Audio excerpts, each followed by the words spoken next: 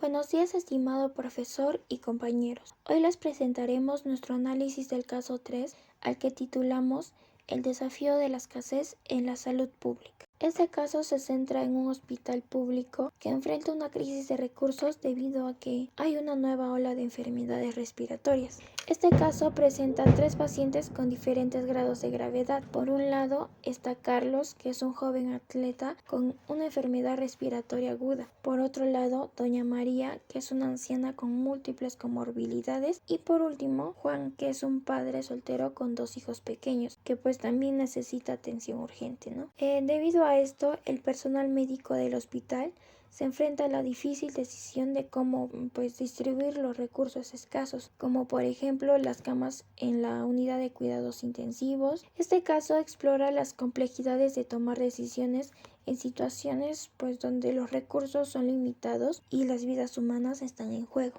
En este caso se pueden hallar a 3 pacientes, que uno es Carlos, que es un joven atleta con una enfermedad respiratoria aguda, que tiene alta probabilidad de recuperación. Después está doña María, que es una anciana con múltiples comorbilidades. ¿Qué se refiere con comorbilidades? Que tiene de 2 a más enfermedades. Y en este caso la situación de doña María es muy crítica. Después está Juan, que es un padre soltero que también necesita atención urgente porque su salud no es tan crítica como la de Carlos. En las decisiones del equipo médico se dice que quieren priorizar inicialmente a Carlos, ya que tiene una alta probabilidad de recuperación, pero también dice que hay un código o un protocolo para reevaluar las condiciones de estos 3 pacientes, que se puede estar reflejado en un enfoque que intenta equilibrar los principios de la equidad y la eficiencia. También tenemos lo que es el dilema ético. El dilema ético se refiere que al equipo médico debe tomar muchas decisiones difíciles por estos 3 casos. Tiene que saber cómo asignar sus recursos limitados, como camas en la unidad de cuidados intensivos. Y uno de los principios éticos vendría a ser la eficiencia, que se busca eh, maximizar los beneficios de los recursos disponibles que ellos tienen. Y también está lo que es la equidad, que todos los pacientes deben ser tratados por igual. Para seguir con el análisis del caso, me gustaría dar una pequeña introducción. Imaginen que somos un equipo médico en un hospital público de una ciudad pequeña. Un aumento muy grande de gente, mucha gente está viniendo al hospital, mucha gente nos pide atención. Cuidados intensivos está lleno, no tenemos suficientes ventiladores y estamos cansados, todo el personal está cansado. Para este caso se presentan 3 personas, como ya mencionaron mis compañeras, que son Carlos, de 25 años, doña María, de 80 y Juan, de 40 años. Estas 3 personas no solo representan un caso clínico, sino también un dilema ético. Cuando nos encontramos en situaciones críticas, la presión y el estrés siempre influyen en nuestras decisiones. Los médicos en este caso deben actuar de manera muy rápida, pero también deben tener la mente clara para saber que su decisión está siendo la más adecuada. Y aquí es donde entran conceptos de neurociencia y psicología. En el caso del sistema nervioso central, la corteza prefrontal se encarga de la toma de decisiones y el razonamiento activo, pero cuando la presión aumenta, la amígdala, que está relacionada con las emociones y el miedo, se activa. Esto puede llevar a decisiones impulsivas, basadas en miedo, pánico, cosas que te despiertan en el momento. Ejemplo, imagina que un médico ve que Carlos está en peligro. En este caso, la amígdala se activaría, lo que va a hacer que el médico priorice la salud de Carlos ante todo, pero no tomaría en cuenta factores importantes. El sistema periférico también tiene que ver. Cuando un médico siente estrés, su cuerpo responde liberando adrenalina, aumentando el ritmo cardíaco y la presión arterial. Eso también puede afectar al caso porque no solo va a afectar la concentración del médico, sino también va a afectar el juicio, la respuesta a las decisiones que tome. Y en este tipo de casos, sobre todo en médicos, es fundamental tener calma y concentración. En el caso de lo social y lo cultural, hay un pequeño debate en la decisión de a quién priorizar. En este caso no es solo médico, también tiene que ver mucho la sociedad y la cultura. El dilema de priorizar entre Juan y Carlos es muy grande. Juan, por su lado, es el sostén de una familia. Puede tener hijos, puede tener alguien más que dependa de él. Y Carlos es un joven que tiene futuro, ¿no? Hay un dilema aquí, no se sabe a quién priorizar o a quién no, porque por un lado tienes a alguien que es joven, tiene futuro, y por otro lado tienes a alguien que no es joven, pero es el sostén de alguien, es el sostén de una familia. Los neurotransmisores también tienen un papel en este caso. En medio de esta crisis específicamente, los médicos pueden experimentar un aumento en los niveles del cortisol debido al estrés. Esta hormona es la principal del estrés y una sobrecarga de cortisol puede llevar a decisiones rápidas y menos reflexivas. O sea, puede ser que los médicos no tomen la mejor decisión o no se tomen su tiempo para tomar la decisión por esto mismo, por el cortisol. Un ejemplo sería que, imagínate, un médico decide salvar a Carlos de primera, no lo piensa, no se pone a reflexionar sobre eso, actúa de frente, porque es su lógica en el momento. Y esto es debido al cortisol, ya que, como te digo, no se puede concentrar o no puede tomar una decisión clara. No se pone a pensar en Juan, que tiene hijos y es el sostén de una familia. La neuroplasticidad también ayuda a los médicos a formarse, moldearse en cada experiencia que tengan. En decisiones difíciles, en este tipo de crisis, las experiencias siempre ayudan a los médicos. Un ejemplo sería un médico que ya haya pasado varias crisis o tenga varios años de experiencia, podría recordar momentos donde priorizó mal a los pacientes. Y en estos casos, ya con la experiencia ganada, podría pensar mejor y actuar mejor. Para adentrarnos un poco en el tema, les voy a explicar qué es la ética. La ética son las reglas que seguimos para saber que algo es correcto. Por ejemplo, si tú estás dando un examen y ves que tienes posibilidad de copiar porque el profesor no te ve o cualquier cosa, aunque podrías hacerlo y sacar una buena nota, la ética te dice que lo correcto es no copiar porque tú sabes que está mal. ¿Y qué es un dilema ético? Un dilema ético es cuando tienes que tomar una decisión difícil y no hay una opción que sea correcta o incorrecta. Ejemplo, igual, eres un médico, te queda solo un ventilador y hay 2 pacientes que lo necesitan. Eso es un dilema ético.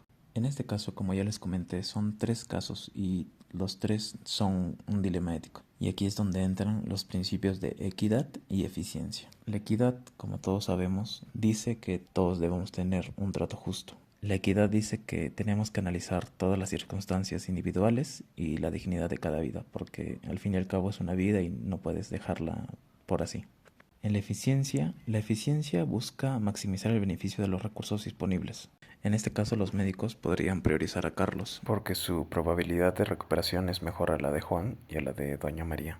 Pero al hacer esto, Doña María y Juan quedarían fuera, o sea, quedarían puestos para después y estarían priorizando a Carlos. Y los médicos no pueden ignorar el valor de la vida de Doña María y la vida de Juan.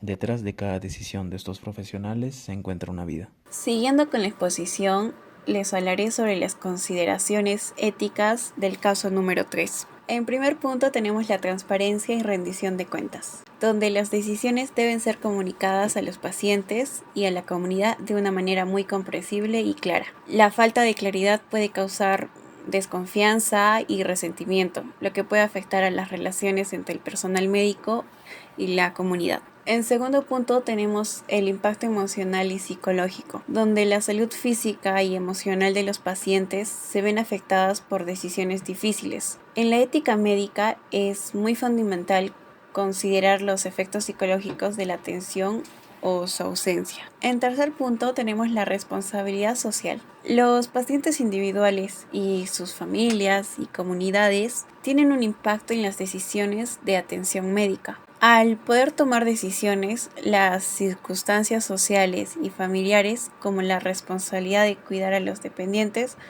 deben de tenerse en cuenta. En cuarto lugar, tendremos la equidad y justicia distributiva, donde la equidad significa que todos los pacientes deben de recibir un trato justo, lo que sería que las decisiones deben tener en cuenta las circunstancias individuales.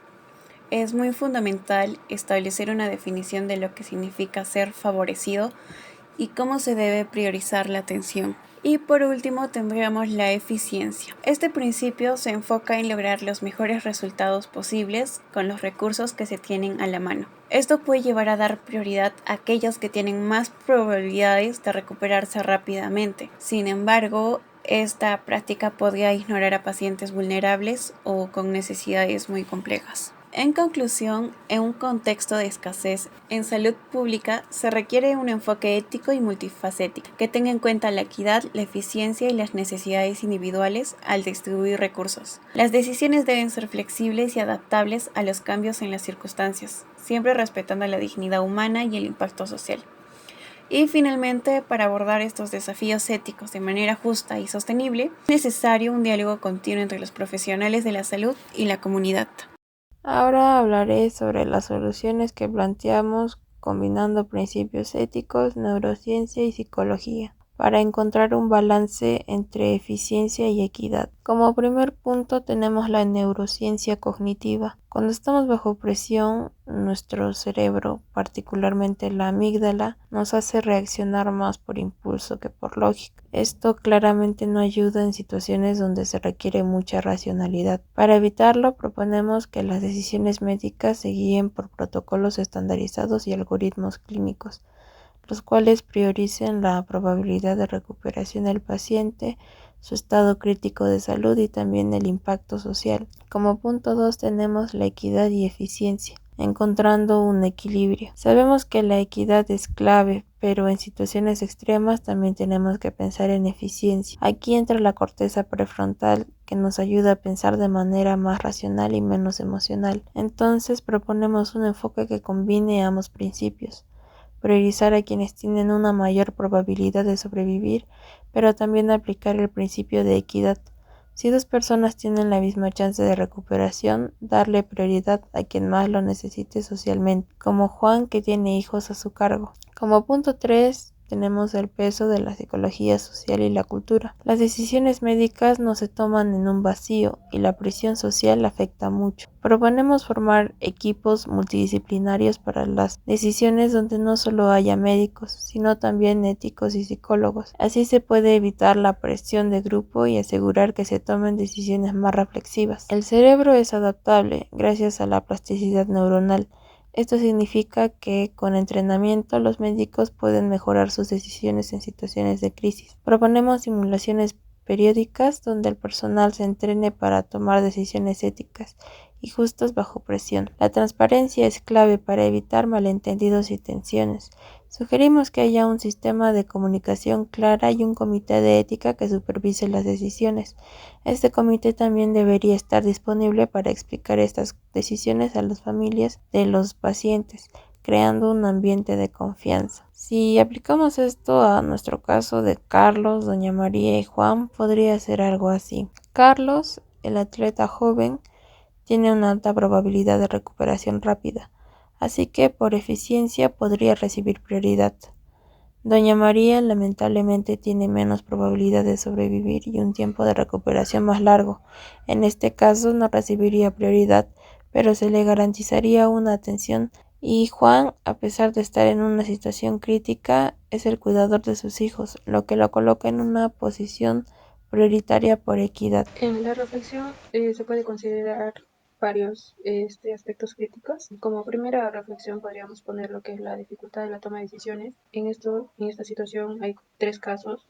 Se puede añadir una complejidad a la toma de decisiones, que se sugiere que la atención médica no puede ser vista de una manera aislada, sino que debe tener muy en cuenta el contexto social y familiar de cada uno de los pacientes. En este caso sería en cada uno de estos tres pacientes, de Juan, Carlos y doña María. Y también tendríamos lo que es responsabilidad social, que esto es muy importante, cómo esto impacta su toma de decisiones, y también implica un gran compromiso con la justicia social. Que la reflexión sobre cómo se defiende y aplican estos principios es crucial para poder garantizar que la toma de decisiones no sean efectivas, sino justas para cada uno de estos pacientes.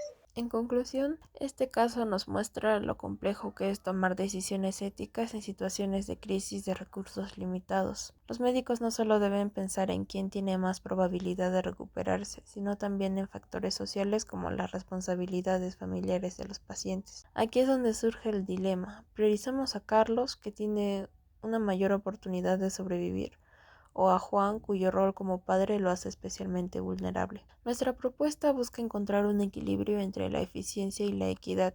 Si bien es importante ser eficientes y salvar al mayor número de vidas, no podemos olvidar la justicia social y la dignidad de cada persona. Por eso sugerimos la implementación de protocolos que guíen la toma de decisiones, la creación de equipos multidisciplinarios que aporten diferentes perspectivas y la transparencia en todo el proceso. Solo así podemos garantizar que las decisiones que se tomen, aunque difíciles, sean justas y respeten tanto la vida como la dignidad de cada paciente.